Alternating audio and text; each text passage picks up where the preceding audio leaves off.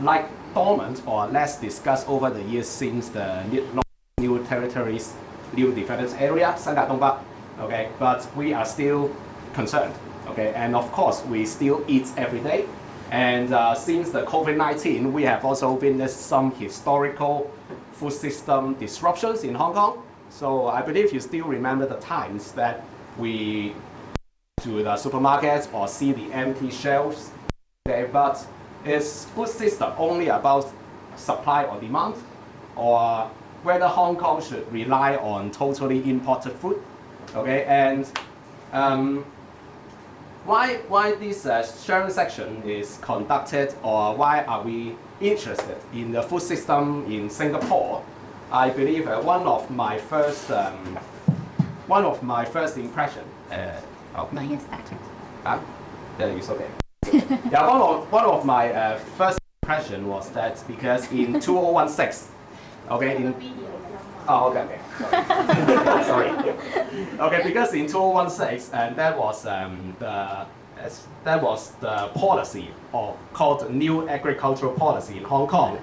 Okay, was released in 2016, and actually Singapore has been highlighted in one of the case studies. Okay, so maybe because of the similarity in our geography, okay, maybe the size of the city-state, and it seems very comparable. And as a city, okay. Oops, recorded. Okay, and this, yeah, it seems very comparable, but the direction of how urban agriculture or modernized way of farming proposed by Hong Kong government in recent years seems to be only vertical farming and food factory, plants factory, okay, hydroponics. But when I visited Singapore in 2019, and with thanks to the guests today, that I found that, wow, Singapore, even though we think Singapore is even smaller than Hong Kong, right, in geographical size, but there are much more than only plant factories, or much more than those red lights and blue lights, okay? And there are many bottom-up initiatives, okay? So that maybe Hong Kong can learn much more than that. Yeah, so without further ado, so let me introduce the two speakers today. Okay, they are the founding members of the Foodscape Collective, and we have Han Zhong and also Cui Fen. Okay, so let's take hands, and thank you for your time. You got these and PDF. Okay. Right. Good evening, everyone. 大家好。我媽係廣府人 but 我冇咩識聽啊，冇咩識講。So my apologies. I'll have to just do the presentation in English as well. Yeah, I was told that we are supposed to sit here. We'll try, but I'm more of an active person actually. So maybe just a little introduction about myself. I was a scout for 10 years in school, so it made me quite comfortable being outdoors. As you know, in Singapore, it's quite a challenging weather. It's always hot and humid, unlike in Singapore, Hong Kong here, which I'm enjoying very much. I'm here mainly because of the support of the Hong Kong government. I actually won a return air ticket because the Hong Kong government was trying to revive its economy. Yeah, so one of the lucky 12,500 for a week. Yeah, and I think in Singapore, I think in Hong Kong, Singapore and Hong Kong also share some similarities in terms of the idea, and I'll challenge that later, the idea that there's limited land, right? Housing is expensive, and the same for accommodation. So thankfully, I have two Singaporean friends who are based here. So my accommodation is also it's also sponsored by the two friends of mine. Yeah. So then eventually I actually joined this non-governmental organization. It started in 1942. It was then known as the Malayan Nature Society. So that's before the war in Kuala Lumpur. And the Singapore branch was established in 1956. It's as old as the ruling political party in the world. or rather in Singapore, right, the People's Action Party. So it's probably the longest ruling political party in the world at the moment. Yeah. And through that, I learned that Singapore as a city-state actually still has a lot of wildlife, yeah, because it's in the heart of Southeast Asian tropics with 400 over species of birds, 900 species of trees, for example. And I'll explain a little bit later about how we can, how Singapore is trying to coexist with our native neighbors as well. Yeah. Then eventually, this is my partner, Cui Fen, and I'll let her share a little bit about her story and how mostly I got dragged into most of these things just to support her so I don't lose her as well. Yeah. Let me see, how do I... Hello? Okay, so this works. Hi everyone, my name is Cui Fen. I don't speak Cantonese and my Mandarin is horrible, so I have to do my sharing in English. So I used to work as an environmental scientist, and as an environmental scientist, I used to go out to mangroves, to coral reefs, to all the places that most Singaporeans don't even get to go. So early on in my career, I actually started to make maps and scientific illustrations because the biggest client for my former workplace was actually the Singapore government. And they would always hire my colleagues and I to go out there into the forest, find out what's there, and then they wanted to maybe make a boardwalk, they want to build a housing estate, they want to do a water treatment plant, and in that sense do an environmental impact study. And for me, I think at that time, I really appreciated being out there with nature, and I also wanted to find a way to communicate good science to the decision makers who I hope was making good decisions. It could be very frustrating, but sometimes a good illustrated picture can, concisely demonstrate what is in a biological scientific report. That actually helps to make good decisions. So for a period of time, I was very happy in my former job.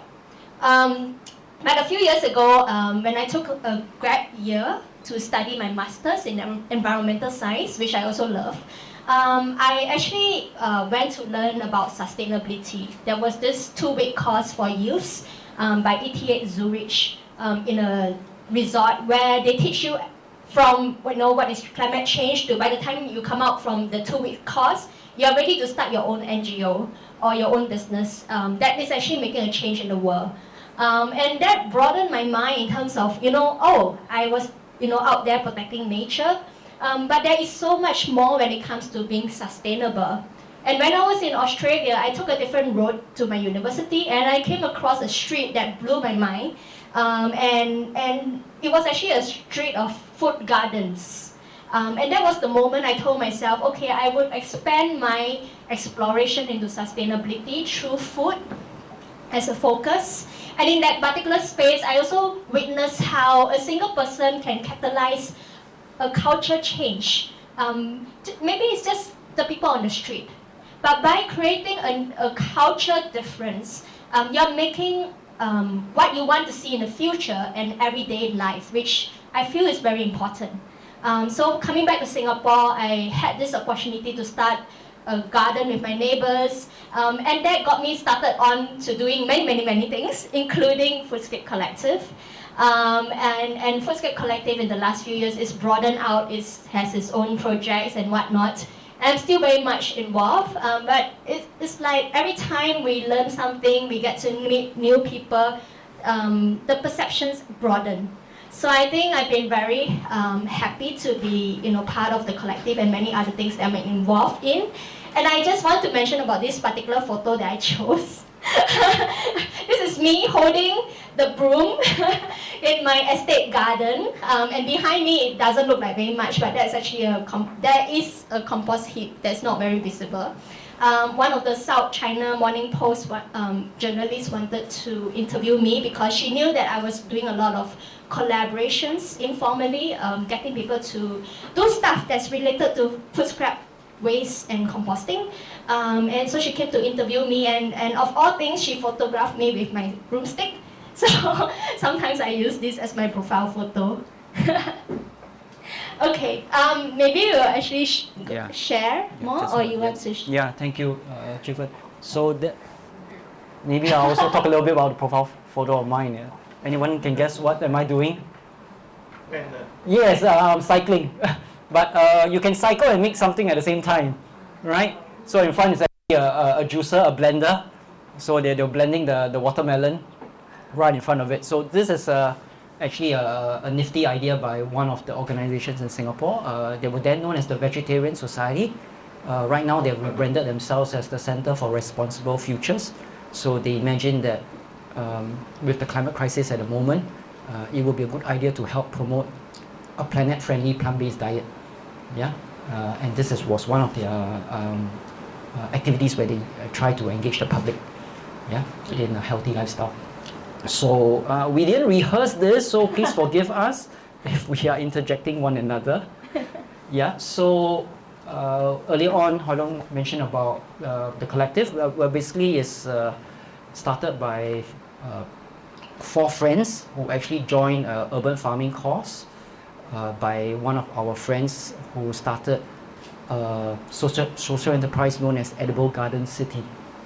So they are a consultancy that helps build edible gardens throughout Singapore. And through that, we found that each of the 4 members related to food in slightly different ways. For myself, it's more in terms of sustainability. We had another member who was interested in the history and the geography of farming in Singapore. The third one was interested in health aspects and maybe even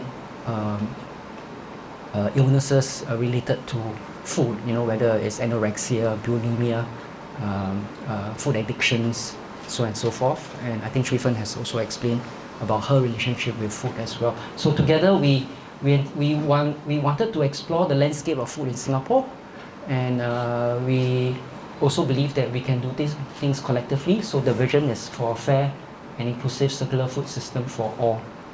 Yeah, so the values include equity, inclusivity, and circularity. So anything else you want to talk about? Maybe just about the first photo, the one that with lots and lots of people. That was one of our earlier years photo where we were actively going out to different community gardens. For me, I was more interested in people's stories, but for some others, they are more interested in research. But in this particular potluck / visit garden, we have also chefs, we have also advocates for climate action, social action, and people were just coming together at a garden for a potluck. And the elder gardeners, in this garden they were maybe more of the elder gardeners, and this was one of the first community gardens in Singapore. I think this was also the first time they welcomed a group that was very diverse. And I think if you look at our website, this is actually the first picture you see. So I think this is one of those things where we wanted to encapsulate the idea of everyone coming together, no matter your background, your age, and what you are actually interested in. Right, so I mentioned about this already. Maybe it's easier for me to say this because I made this slide. A few years ago, Foodscape Collective was just Foodscape Collective because it was really just started by 4 of us, and then after that we have more members and volunteers. But in the last few years, especially I think in 2019, because we were already a few years old, some of the active members wanted it to be more than what we were already doing. And I think we had a lot of conversations of how do we go to a phase 2? And I must say we haven't quite reached phase 2 for many reasons. But it definitely changed since that conversations we have. Right now, Foodscape Collective, I would say, is more of a very informal network of people who very loosely believe in the mission, vision that you saw. But right now, we are all actually more focused on our individual projects or ventures. And therefore, if you look at our Facebook page, you will notice that our last updates was really like in 2020, and we kind of ended there. And that was the time where the pandemic was still on. And so when the pandemic was still on, actually, one of the things I did as an individual stuck at home was to do what we call the Collective Wednesday, where people who identified with I'm part of this collective, they can share their story. So, on a given Wednesday, someone would pick up his diary and just read off his diary. Or another person was actually sharing about her home edible garden. And there are others who were sharing about their aspirations. So now that we were outside, you can come out of your homes again. I think that's where we start to be on the ground again. And that's where, instead of posting on Foodscape Collective, we actually start posting in our own groups or ventures. The difference between groups and ventures is that ventures are registered companies. And therefore, that's where we can explore income earning streams. But the groups one now where we are really doing self-funded pro bono work. Ideally, it is potentially funded by various sources, but right now it is really people who are passionate enough to make things happen. Okay. Yeah, and maybe just on Foodscape pages, that is where we actually do have a publication that's printed. But I think the first copy was printed, and maybe the subsequent copies will be digital. But you can also search for Foodscape pages to see what it has been published.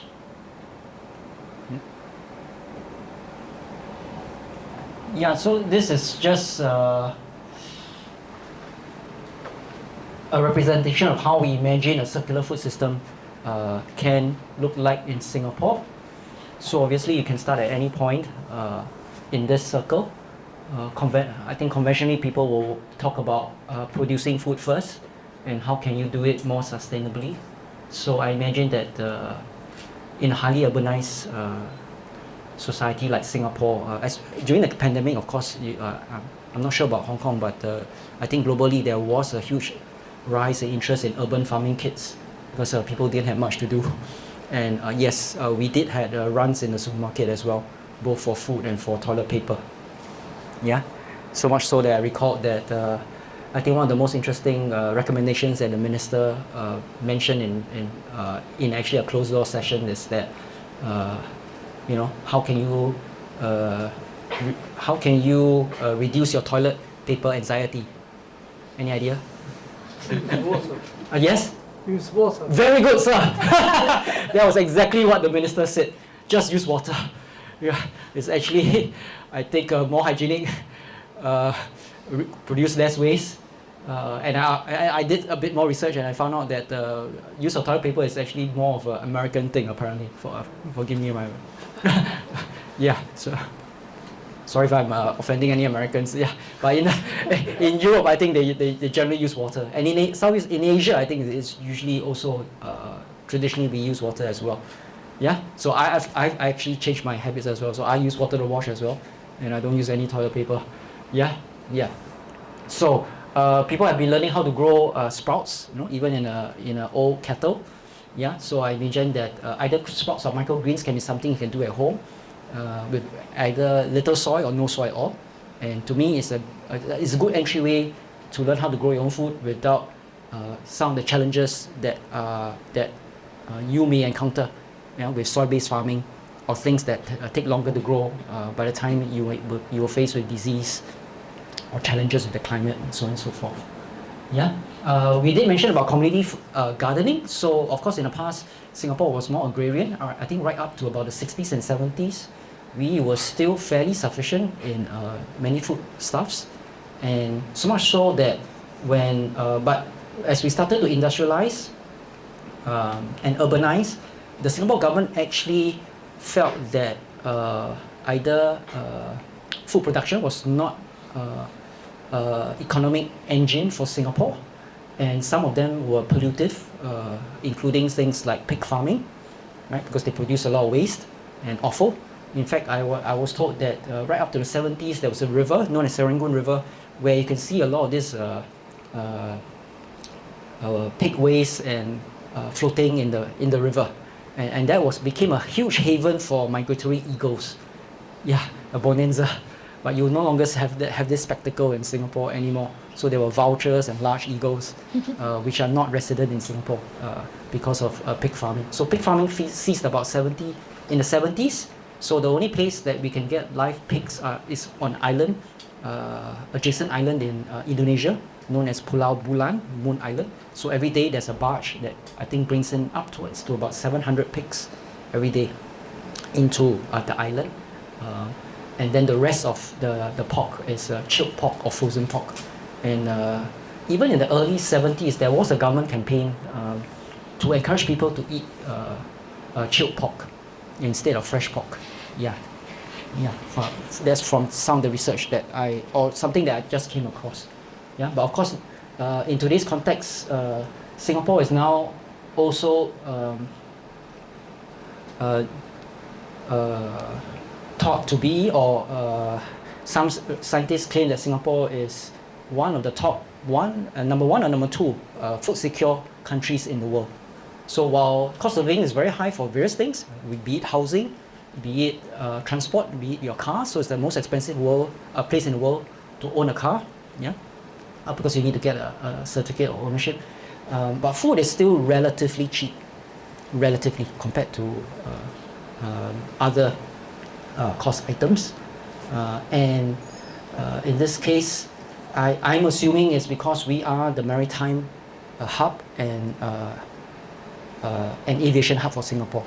But of course, shipping brings us food from all around the world, and this is my uneducated guess that perhaps Singaporeans, we do not actually need to pay for most of the transport, yeah, because it comes by the way. Actually, I'll show you a slide later about where the other food sources come from and how they can be more affordable. As Singaporeans urbanized, they were relocated, they were compensated for their land, and but as they started to retire, I think they started to think that, hey, I have some free time, I want a place, I want an opportunity for recreation, but I didn't have space because 90% of Singaporeans live in a public housing without any land to themselves. Yeah, so there is a trend at that time towards what I would call guerrilla gardening. That means there's public spaces, people just grew anywhere in an unregulated fashion. But of course, you know, in Singapore, everything's rule-based and the government likes to regulate things, right? So when that happened, they will get a grassroots organization known as the People's Association, whose mission is to promote social integration in Singapore, social cohesion. They will take the lead to organize these residents into community gardens. There are, I was told, according to Triffin, upwards to about 2,000 of these gardens in Singapore, the regulated ones, right? Mostly maybe no bigger than this room, or just where the chairs are, yeah? Maybe just a few residents, but almost always gated, meaning that they have challenges with either things being taken away or vandalism. So that's, to us, quite an unfortunate situation, yeah, because it doesn't help build community cohesion, right? Because of this semi-private places that's supported by the government. So in terms of acquiring food, yeah, we do have a Love Singapore Produce label by the then Agri-Veterinary Agency. Now some of the public agencies has been merged together, so there's a new agency known as the Singapore Food Agency. So it combined AVA, as the name implies, they were into agriculture and veterinary. That means which also covered pets. Yeah, but the agency that's in charge of pets now is actually merged with the National Parks Board, that's in charge of public spaces, nature conservation, and nature areas. So the production side is merged with other government agencies, the National Environment Agency that used to be in charge of environmental health and food hygiene, yeah, and hawkers, yeah, as well as Health Sciences Authority that used to do the testing. So they merged all the food-related functions into this new agency known as Singapore Food Agency. So in terms of consuming, I think this is the part where, for me, I try to be advocate for personal action because I believe actions speak louder than words. And yeah, thank you for joining. Yes, yes, no worries. So I think if we want to think about mindful consumption, I read a magazine in the past that talks about any idea how many times are you supposed to chew your food? How many times do you chew your food? Right, you know, for those of us who like have very busy lives, you know, you only have 1 hour for lunch, right? I don't know how many of you have more than that. Right? So 1 hour for lunch, and then you're in the central business district. You know, you probably spend half of the time trying to walk to the place, you queue up, and in Singapore we have to choke we have this local word called choke lah. It means you actually use a piece of tissue and then you book your table or seat, right? Otherwise you can't find a seat, right? That's a Singapore culture, unfortunately, quite embarrassing, but that's what you do, right? And then you try to eat your food as fast as the time that you allow, and then you go back, right? So probably you won't be chewing your food for more than, I don't know, 20 minutes. Yeah, but apparently if you chew your food, good digestion starts with the mouth, right? Because our mouth actually secretes digestive enzymes, and as you chew your food, you increase the surface area, you break down your food into smaller particles. So what does it mean essentially? Essentially it means that as your food goes down to your gullet and the rest of the digestive system, you can be more efficient getting nutrients for your food. What does that mean? It means that I can potentially eat half the amount that you're eating if I'm chewing 3 or 4 times better. So it's not about how much you eat, but it's better of how much you digest, how well you can digest. Yeah? And of course there's new science telling us that we are not actually what we eat, but we're actually what our microbes eat. So gut health, our microbiome is also important kind of things that we are also learning as part of the collective. Yeah? So we have other initiatives like a happy plate, which means that how can you keep your, just order what you can, or order what you need, yeah, and create zero waste in that. I thought I was quite good doing that, so I try not to waste food at all. And I was in an experience in India in a rainwater harvesting project. There was a volunteer from New Delhi who came join us as an interpreter, and he similarly finished his food.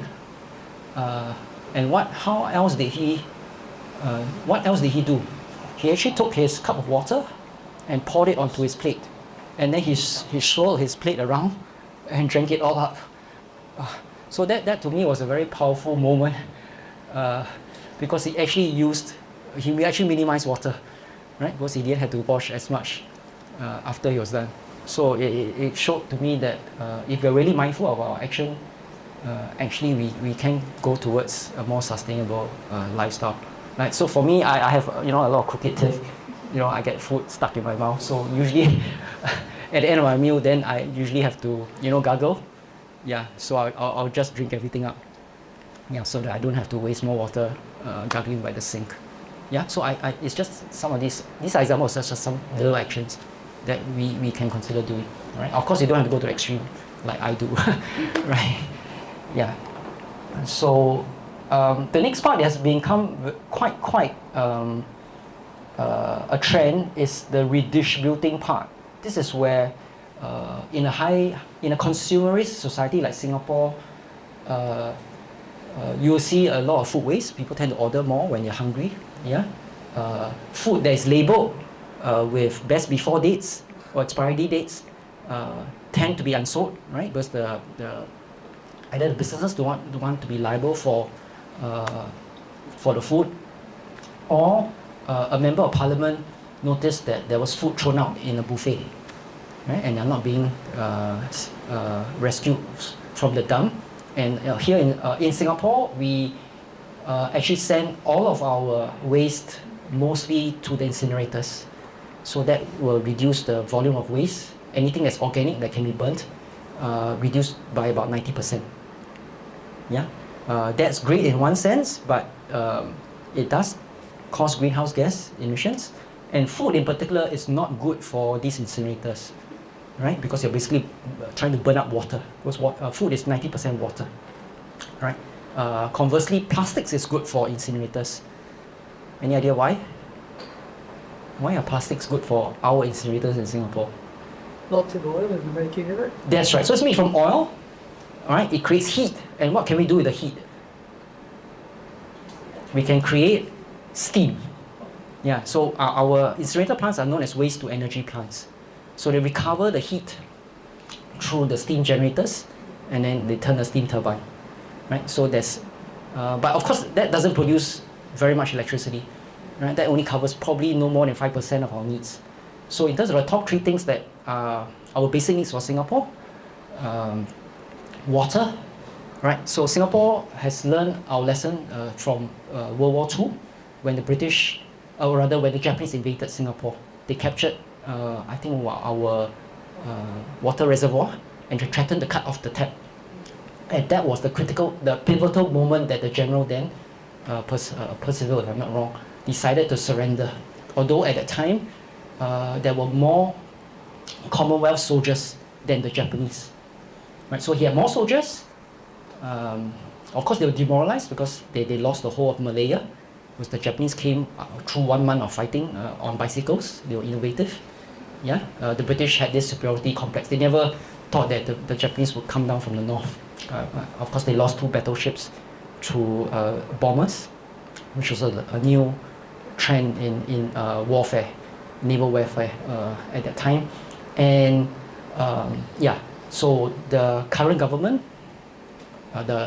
since independence, learned our lesson that we should never be dependent on others for our basic needs. Because for the longest time, since the British times, we signed 2 agreements with the Johor government, which is the state north of Singapore, to supply water. So we get our water from the rivers in Johor. We have a treatment plant. The treatment plant not only supplies water to Singapore, it also, we sell it at a discount to the Johor government. So the state government in the Johorians in Johor actually also are drinking water treated by Singapore. So they in the past used to supply us with more than half of the water. The other half was mostly by reservoirs. Right? I won't go on some more, but in any case, we have solved it, or will be solving it very soon, by adopting 2 new technologies, which is desalination and reverse osmosis. So I think by 2050, we should no longer need to rely on our northern neighbors for water, because over the years, they have threatened to cut off our water supply. Yeah? But food, unfortunately, we still rely on 90% of food from around the world. And energy, even less so, because almost everything is fossil fuel. Yeah? Except solar, which again, upwards to only 5%. So that's the challenge for Singapore to become truly sustainable. And redistributing back, we will talk more about that, hopefully. I think there's some slides more. And then for the other side, which is recycling or repurposing the nutrients, so this is where you can have initiatives like composting. I'll leave Shrifan to do that, because she'll spend most of her time now in that sector, yeah, in composting. Please feel free to ask any questions if you have. Yeah? Or maybe if there is a way for you to jot down your questions, so towards, maybe you can voice it now or maybe later, because I think Hui Long was thinking that after our sharing there'll be a 1 hour yes. question. Yeah, but thank you for those questions that you all have have submitted. I'll try to remember where they are or refer them to it and answer them if I have not already done so. Yeah. Okay, I won't go through this, but these are some of the things that we are interested in doing. Yeah, yeah. So one of our public agencies, the Urban Redevelopment Agency, a URA in short, is the agency that's in charge of land planning. They have a department within that that's also interested in the concept of placemaking. So this is how we can have a ground up, or how we can engage various stakeholders that's involved in the place to actually create initiatives that are relevant to the space. So we have been involved in some of these initiatives as well. And in fact, one of our biodiverse edible gardens, a garden that welcomes wildlife, that follow practices of permaculture, natural farming, is a piece of land that was offered to us by the National Parks Board within a public park. and it's open garden. We don't fence it up at all. Yeah, but we will explain to you all later how do we try to solve some of the challenges that those that are fenced up also similarly face. Yeah. Okay. Do the next slide. Okay. Is there anything? Are any of the words not familiar to you all? I can explain briefly. Citizen science. Citizen science. Oh yes. Okay. Thank you for that.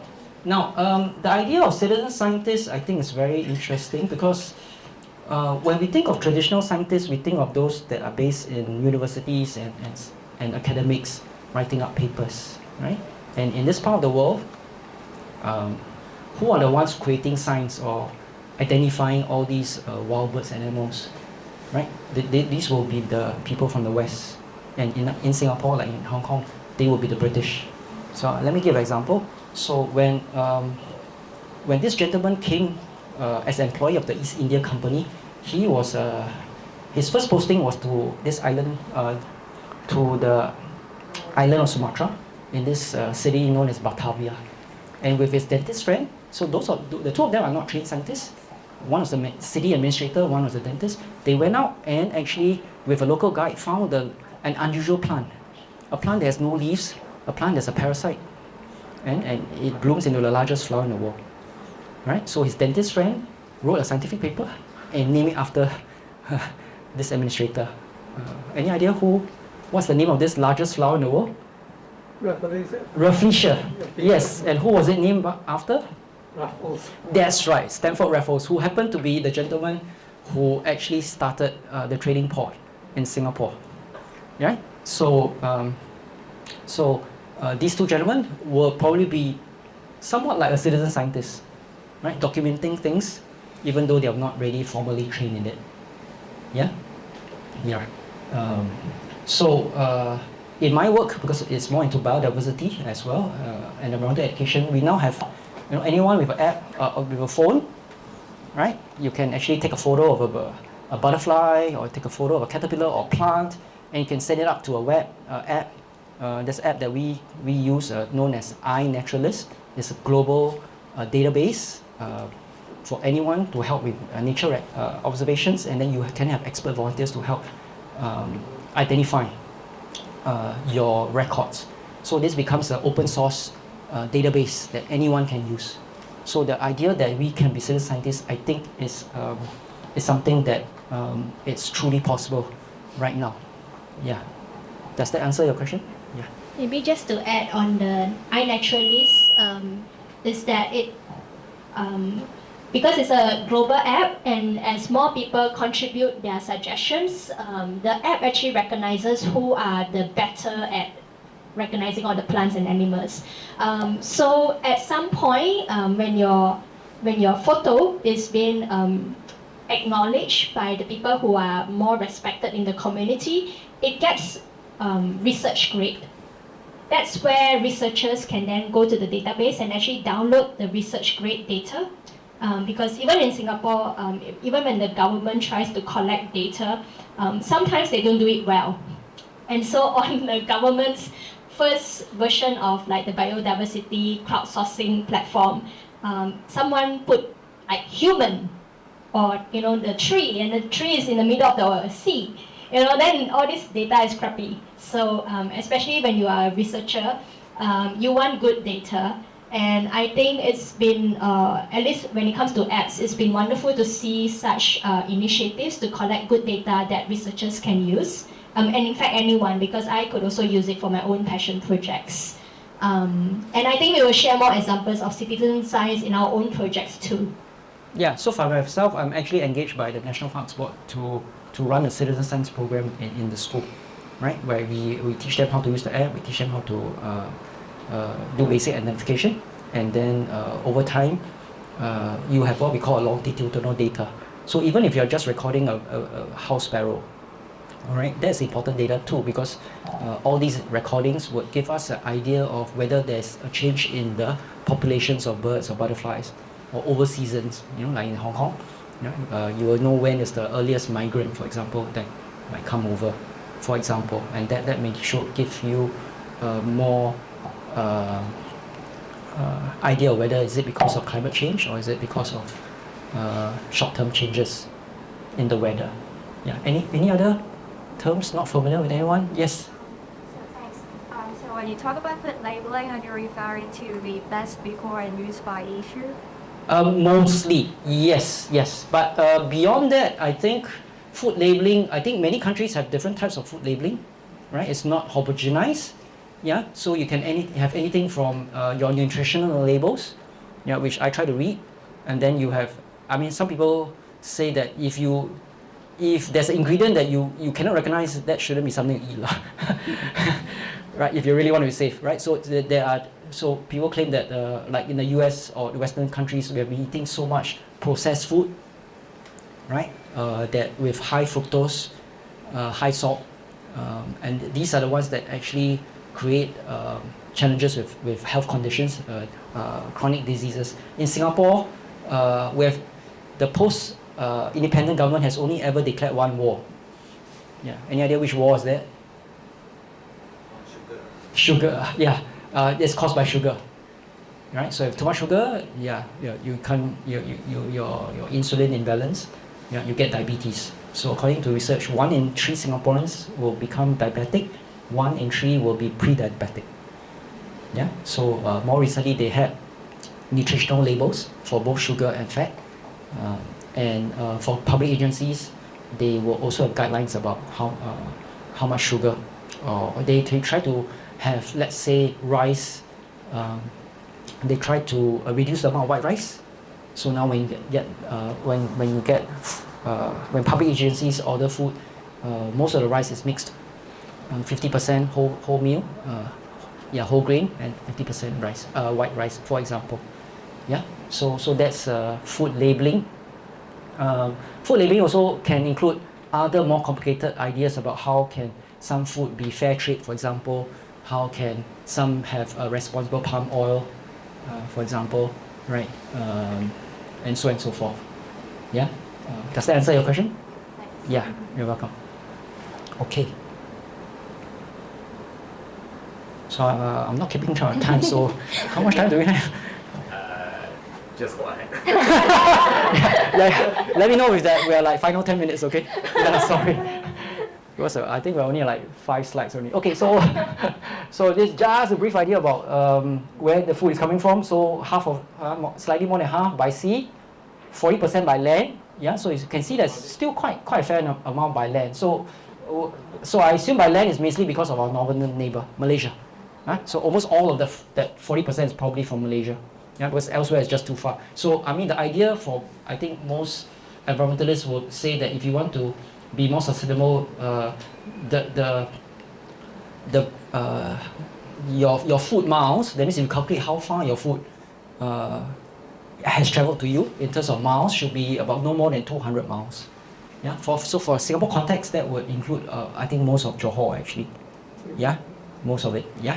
So that's where Singapore should aim to. I mean, realistically, yeah, because we are at about almost 6 million people in Singapore, which in my opinion is just too many.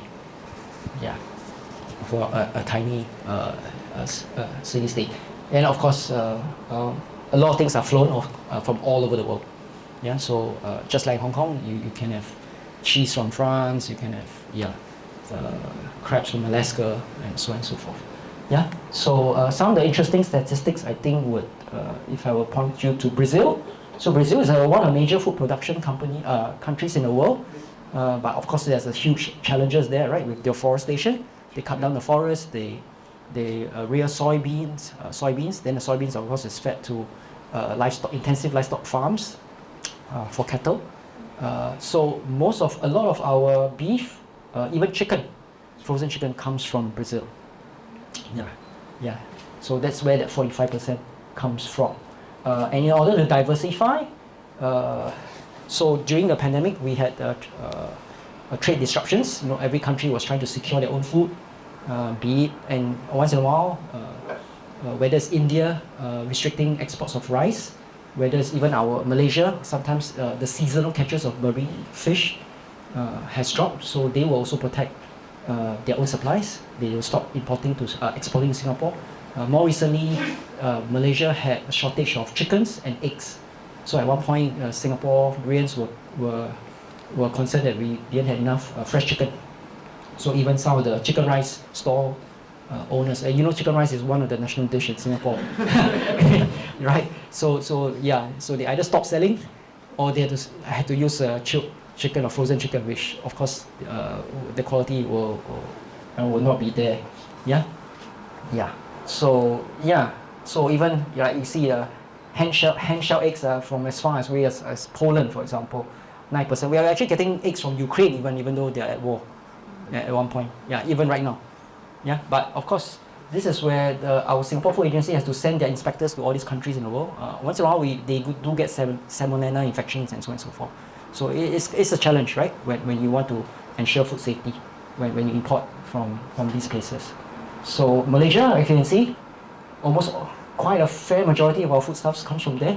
Whether it's 40% of leafy vegetables mostly, because they have highlands as well, Cameron highlands that can grow your temperate vegetables.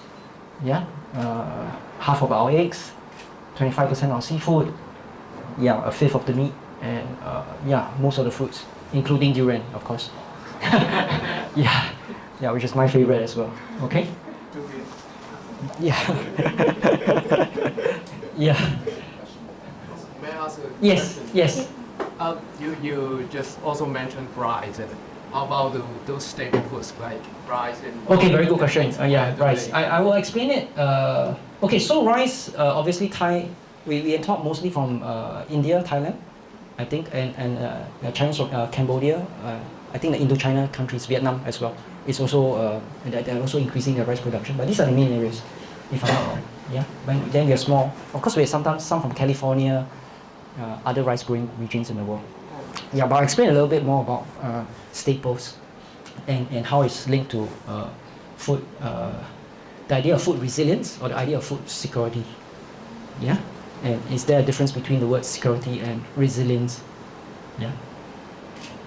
Okay.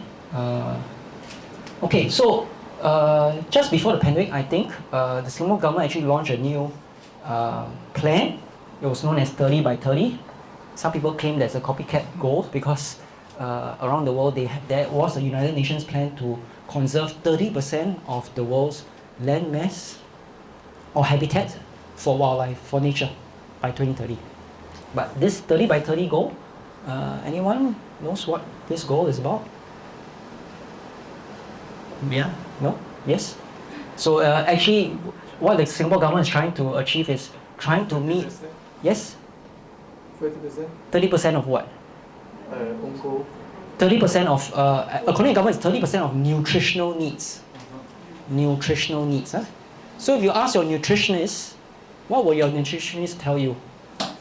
What are your nutritional needs on a monthly basis or daily basis? You're eating. Sorry? Probably much less than you are actually eating. Yes. I mean, we tend to eat more of some things and less of some things, right? So what are we eating more of as urban nights? Yeah, too much sugar, as I mentioned already.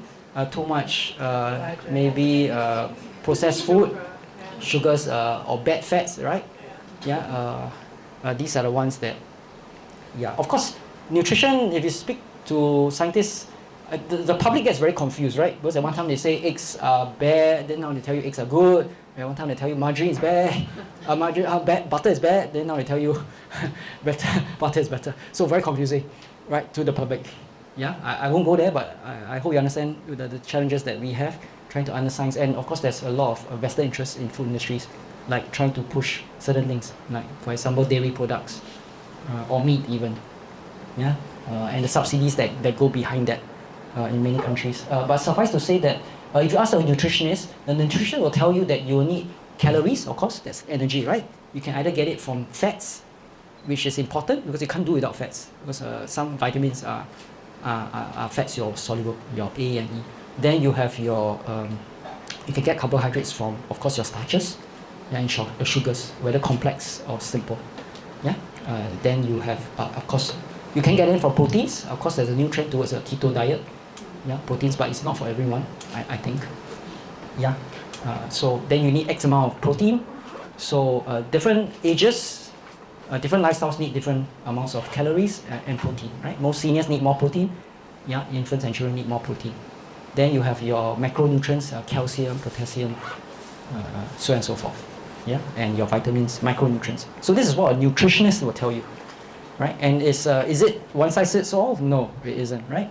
So for example, women need more iron. Yeah. For example, during the certain times of the month, or yeah. So how can the government actually calculate that? Average. Yeah. So, but is it an ideal goal? It actually is, right? Because to me, it's an aspirational goal. You should look into your, ask a nutritionist and be guided by these guidelines. Yeah, in terms of how to ensure that you have these basic daily requirements. So as an aspirational goal, I support it. Yeah, calculating by nutritional needs. But to achieve it, to me, is near impossible, right? Because let's talk about proteins. Different groups of society will acquire or eat different types of proteins, right? Some, because of their faith, will not eat pork, for example. Yeah. So how can we have a one-size-fits-all diet, or a one-size-fits-all food sources to meet so many different needs? It's near impossible, I think. Yeah. So I'm not exactly sure how they are meeting this goal, actually, in 7 years. Yeah. So that's my take on this. Okay, my take on this. And in almost all the advertisement and statistics that the government, Singapore Food Agency tells the public, I didn't have a picture of it, but they have 3 logos, 3 mascots. Yeah, so the 3 mascots actually relate directly to these 3 items. So there's a fish, there's a leafy vegetable, and there's an egg. So these are the 3 mascots for this campaign, or this goal. Okay, and why is that? Because actually these are the 3 main food group items that are actually produced in Singapore. Right? So we have somewhat about almost 200 farms around Singapore waters. Yeah. We do have some leafy vegetables. Yeah. But it's only, contributing to 3.9% of our needs. Yeah. In terms of tonnage. So you will notice that the goal is by nutritional needs, but the statistics is by volume. Right? By volume. Right. And then hen shell eggs. Yeah. Okay, and then according to Singapore Food Agency, we have a slight increase in farms, but conversely, quite a number of farms are also being closed down because of challenges with land. So one of the things that has happened is in the western part of Singapore, because of some reallocation of land, one of the air bases, military air bases, has been relocated for housing, and the military has been reallocated land in the west, which is traditionally where the farming areas were. So including my mentor, who used to run probably Singapore's very first natural farm, yeah, organically based farm, has to close down after 30 years, unfortunately. Maybe I can add on. Anton has been talking a lot. I'm like, okay, where do I start? Thank you. Let me take a break. This illustration is by Chi-Yin. She has this IG called The Weird and Wow. And she's actually been recognized by the BBC as one of the 100 women that they really want everyone to know. So you can go and check out BBC 100, that's Chi-Yin. She drew this. But it's not just Chi-Yin, it's every one of us, including myself and whoever who cared about the local food and farmers. But at the same time, I think I must say that a lot of more people who care about these topics, they probably did not even know that the farms closed. But it's not as if nobody said about it, because it was in the news. But at the same time, I feel that Singapore has undergone so much changes in policies and all that, that even if it's all in the news, people are not absorbing. They're not necessarily reading every single thing that's out there. So a lot of people did not necessarily know that there was all these farms that were closing, and all these farms were closing. Like he said, the land was being taken back by the government, maybe for military land use, or maybe for other use. and also high-tech farming. But even myself who makes maps and collect data, I realized it was so difficult to even realize where are these 70 farms. Because they say it's 70 or 60, but where? We know that it is in the northern part of Singapore, but who? This one is talking about Green Circle Eco Farm, which is the one that his mentor created. But it is just one of the farms that people know about. Right next to her farm are farms that people don't know about, and maybe they are your farmers who do sell in the wet markets. And their voices are not heard because people don't know them. Even the advocates who care about all these issues don't know about these people. And how do I even know about it? First, you walk into the farm. Second, you say hello. And if you don't get chased out, I realized that one of the farmers who didn't chase me out of his farm, he actually lived in my neighborhood. He actually told me that go to the wet market, I'm there. But by the time I actually went to the wet market, his farm had closed. Because it was that very short time that lots and lots of things were happening. And also, I think what I felt was also this sense of loss, because Singapore, when it first started, many people were moved from the villages to, maybe your hand can go away because it caused me stress. People were uprooted from their villages, and they were moved into public housing. And I know a lot of people, when they were moved into public housing, they faced a lot of stress. And I felt that the farmers, because they were literally being uprooted again from a land that they have cared for at least 20 to 30 years, it's a grief. And even for the people who go and witness it, we undergo a certain sense of grief.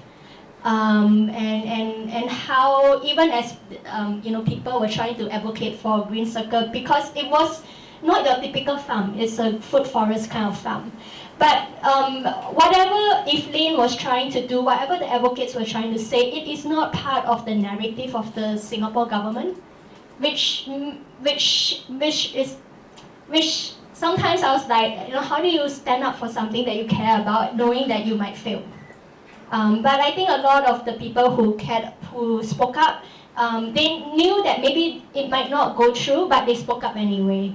And I think I have a lot of respect for people who try anyway. And I think I talk about that sense of loss because I think it was extra difficult to know that even when there was all this grief and even when there was so much things happening, it's almost like nobody else knows about it. It's a bit isolating. So I just particularly wanted to say that if you look at all the official publications, it's like, wow, things are going up, but we lost a lot.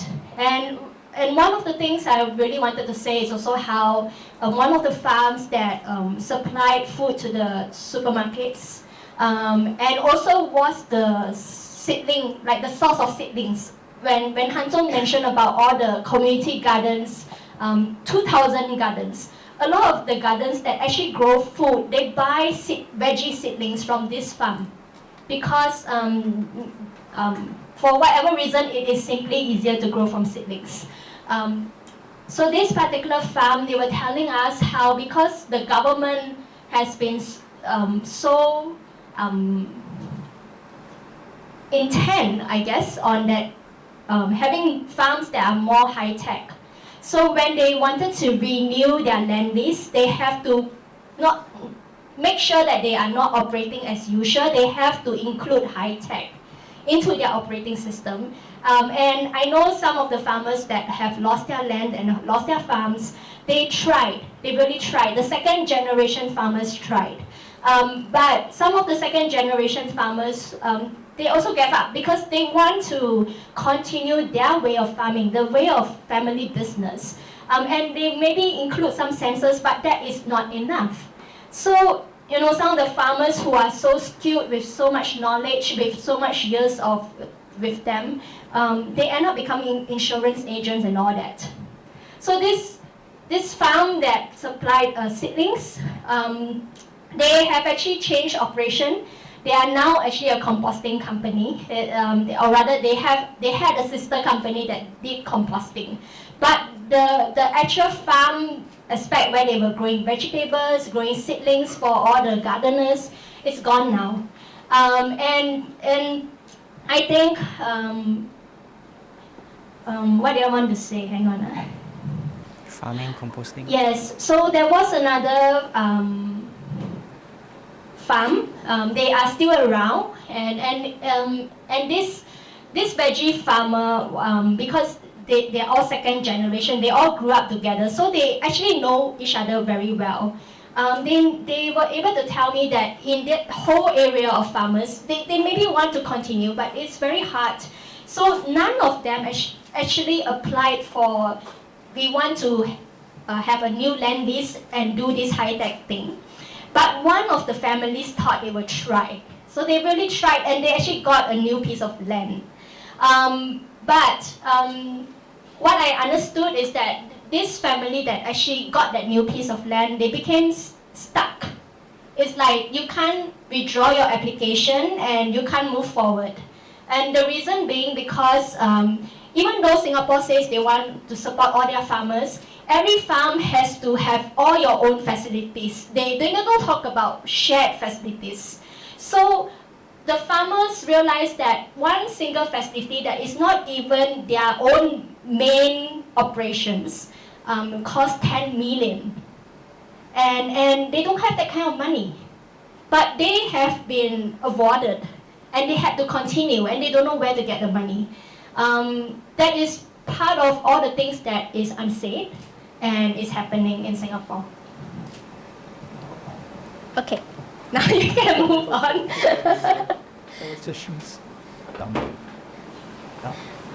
I'll just continue with this. So just now I mentioned, so Lim Chu Kang is actually the place that was known as the farming area, the countryside of Singapore. It is fast not becoming the countryside of Singapore because all the farms are closing. Most of them that are still not closing will be closing soon. And in place, in fact, if you just go now, you will see big buildings coming up. And this is because Singapore envisioned closed-loop farms, where ground floor might be your aquaculture fish farms, and upstairs is your mushroom farms and veggie farms, but everyone is in the same place. That was their grand plan. But you will see that in their grand plan right now, it is very high-tech focus. And from our engagements with SFA, I know that they actually had a guy who looks at futures, food future of Singapore, and he did tell me that actually in government they did care about all these smallholder farmers. It will be part of the story, but not now. That part of the story will be 10 years down the road, 20 years down the road, where they have settled all that volume of food that we can actually eat. And then they will take care of everybody. But then in that time of 10, 20 years, you have a whole generation loss, which is happening. I wanted to highlight that at the same time, there are ground up stuff that is happening. The one on the left, this is actually happening in a bungalow. I will share more with you later. But you know, sometimes we find ways to make things happen. And the other picture, that is actually local chefs who care a lot about the food that we eat and all that. So they go down to the individual farms and they get the locally grown okra and all the different things, and they make beautiful food that they try to advocate, like, this is great food. And I know that not every chef does that. So I'm very thankful for all the little initiatives taken by individuals to make changes, because I think that all the little changes make a difference. Next. Okay, actually. So this is Daniel's. Do you want to mention? Or I can. Okay, so I put there 2018 because 2018, one of our friends, Daniel Tay, he's a dumpster diver and freegan. He was photographed on by journalists eating chicken that he just picked up from the dustbins, and he was so willing to do that. And I think because he's so willing to put himself out there, so many more people that we actually know said that, oh, actually I wanted to do that too, but I didn't think it's possible, and wow, he's my idol. Dumpster diving became the norm overnight because of Daniel Tay, and also because of all the news and media, and because of all the people rescuing food. He actually met another Daniel Yap, who owns a wholesale mart and a mini mart in Little India in Singapore. And Daniel Yap has a lorry. So the lorry is not always used, so he's told the other Daniel that, hey, you can gather more volunteers and, rescue from the wholesaler, bring it out there to charity. And lo and behold, we have friends who are in charity, who are so willing to bring this food out there and distribute food. So one of the first charity is actually Free Food for All, who was on board from day one. And so a lot of the truck was going out like once a week to Free Food for All places. And this is right now being done everywhere. I literally see it everywhere because even the Prime Minister and members of Parliament, they are all on board now. So basically, Daniel Yap, he has started Fridge Restock Community SG, and he started it during the pandemic. The two Daniels, actually they started SG Food Rescue in 2018, but people have relationship challenges. So anyway, they are now, Daniel started his own Fridge Restock Community, whereby he focuses on bringing food to different places like community centers or housing blocks. And he does that twice a month. So this is one of the housing block where he does it like twice a month, for example, and then the volunteers there, they will settle how the food is distributed. So actually, one of our projects is a indirect beneficiary of this, and I'll mention it later. Yeah, maybe just a short anecdote. So for me, because I also want to protect my health, I used to go to the reduced to clear counter at this supermarket called cold storage. And the only way I could afford organically labeled food was to get it at the reduced to clear counter because it was at 50% off. And so when my own sister and her daughters comes back to my place, I stay with my mom, my sister will tell her daughters, don't touch Juju's food because all of them are expired. Right? Yeah. But shortly after, when this one of them, Daniel Tay, started this veggie rescues from the provision shops around Little India where she stayed, she suddenly realized that she can get free food. Right? So her whole entire household budget was transformed, and the entire family now eats expired food. So what does that tell you? That tells you that yeah, sometimes change happens in mysterious ways. Someone close to you may not be the easiest person, best influencer, but someone external, and even if the reasons are not as so-called lofty in my mind, as saving the environment, but if they can save money, yeah, there's an indirect benefit. So over time, I learned that if you really want to solve environmental problems, sometimes it's for example, for me, it's difficult to tell people to save the panda, for example, or the polar bears, because it's just too far, right? But when I rescue food, and then I just ask I meet people in my life, and then I just tell them, can you take some bread? Can you take some bananas? Nobody says no. So that's an easy way to actually get people into the habit of, join the movement, without saying very much. Yeah. Yeah. So I guess we've been talking very broadly about Singapore and all that, and we wanted to highlight some of the projects that we actually do. This is one project that I actually started on my own, mainly because I used to make maps. And also because I was one of the core members of the collective that was also actively managing the Facebook and the emails. So at some point, some of the companies, including wholesalers and importers, they started to write to us and say, hey, I've like cartons and huge boxes of like kidney beans and veggies and all that. Who wants, and initially nobody actually wanted food rescue. They actually wanted food to be composted because they don't want any liability. If you eat the food, something happens to you, they don't want, so maybe you can compost it and at least they think that they are doing some good. So initially, with the help of Facebook group, I was able to reach out to the community to say, hey, there's this wholesaler that has kidney beans, who wants? And go there and collect it. So it's very informal, and because I made maps, I actually made an online map to show that like all these places you can collect, and also these are the places that actually make compost. And at the time, 2018, actually, there were few people who make compost, at least communally. They would make compost at home. But some people who make compost at home, I'm so surprised, they would actually collect 200 kg of food waste at any time just to make compost at home. And I think at the time I was learning so much from them. So some of the pictures here are, the guy in red, he's actually a pancake store owner who also sells coffee. So he would give me the coffee over the counter. The chef, he is from a hotel. I now actually go to the hotel to help the chef take care of their garden. And the bananas at the bottom, that is actually from a marathon event. So one of the first things I did when I was doing all these collaborations was to also talk to the Singapore Marathon organizers, and they kindly said, okay, sure, you can pilot your idea, but there's only 1 week. And so we collected 350 kg of bananas, because every runner who eats, you throw away 1 banana. And so one of the volunteers, who is also a gardener, he brought these bananas to 5 different community gardens, and we composted them.